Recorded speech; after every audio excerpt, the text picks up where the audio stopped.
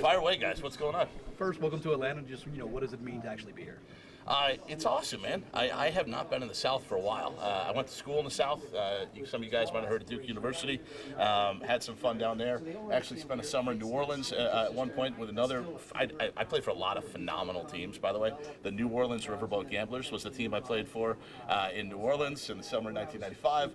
So, look, I'm excited to be back in that sense broadly in the South, and was really excited to live in a place where maybe, I think technically it rains more here than Seattle, but it rains fewer days. So some more sunshine is welcome. And look, it's a phenomenal organization.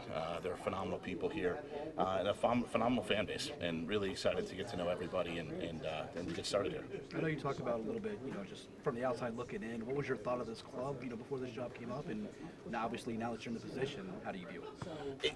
Look, we need to grow the league, and the league needs to continue going better. And we have a generational opportunity with the 2026 World Cup coming here to both to the United States, Canada, and Mexico, but also specifically to Atlanta. And to be part of that in some small form or fashion is really, really exciting. And so, you couldn't help but, look at Atlanta, interact with Atlanta, and be impressed both with all the people that work for them, with the players that they fielded, and with that fan base. Just I've been in the stadium twice, and have some college buddies that live here and stuff, and they just kept talking to me about, you gotta come, and the fan base is unbelievable, and you gotta be part of this. And so there was a little bit of that connection that certainly drove me and made me even more excited. Seattle obviously is very rabid fans, and they are here. And you were saying you got to temper expectations. There's going to be cyclical, but is it nice to come to a place where it's this much support, good and bad, when you have that?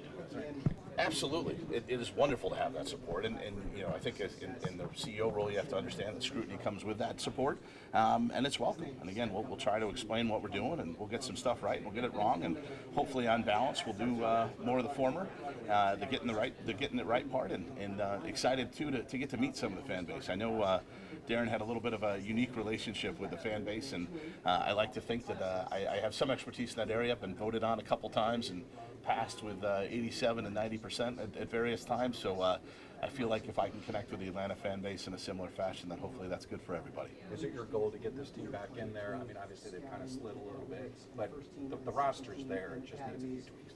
I think that's right. I think there's a ton of talent, again, on and off the field, in terms of the structure to support the team and the talent on the field, and just looking to put everything together, again, try to make everybody a little bit better and a little bit more cohesive and collaborative, and I think that'll lead, hopefully pretty quickly, to some successes. You mentioned you're not the GM, you're the President and CEO, so it's a little bit different of a role than people might expect you would be doing. I mean, just for you, how can you kind of get your hands on things and make your ability to kind of know early as you got to get started?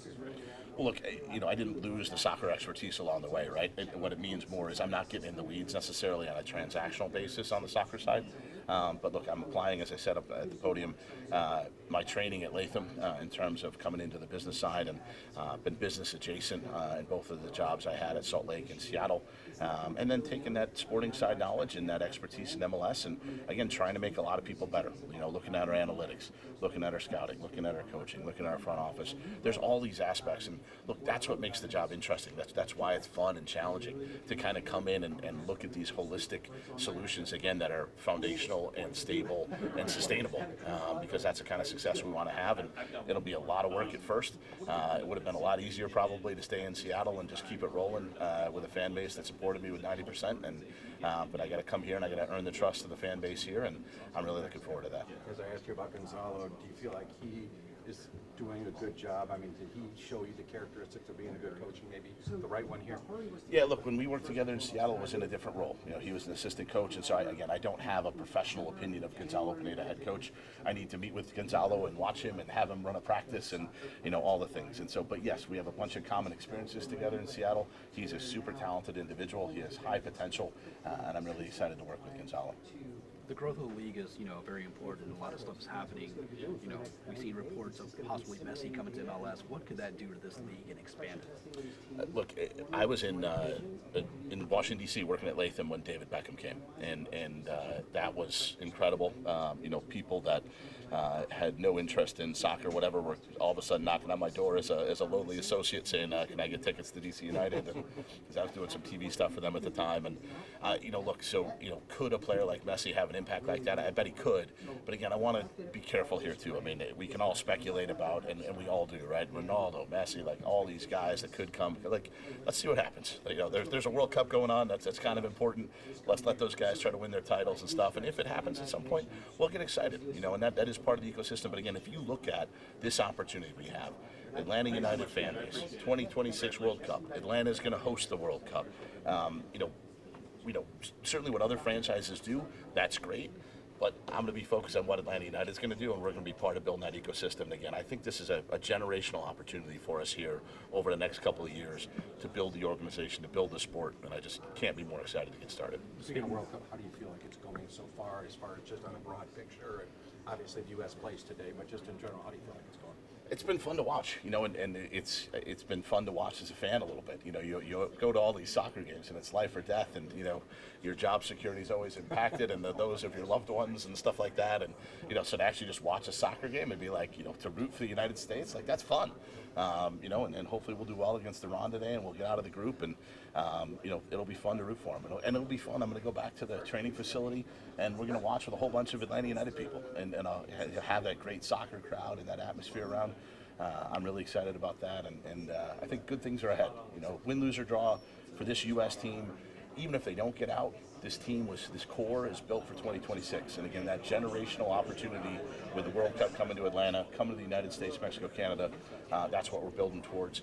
And there has not so far been a World Cup where in 3 of 4 halves, the U.S. has been the better soccer team. We've fought, we've scrapped, we've survived. We're starting to play good soccer now, and that's really, really important in terms of where the sport is trending in this country. So it makes it more entertaining, it makes it more exciting, and it gives us more opportunities going forward. Speaking of growing and expanding the brand, could we see a NWSL team in the future? Potentially, yeah.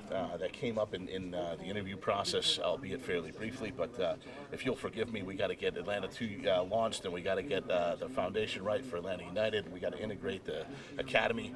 One of the phrases you'll get sick of hearing from me is vertical integration. We got to make sure that top to bottom we have all our systems and processes in place, and we need them to have everything in common conceptually so that everyone's working efficiently together. And as we get through that, then certainly an NWSL team is something we can take a look at going forward. Good. Thanks, guys.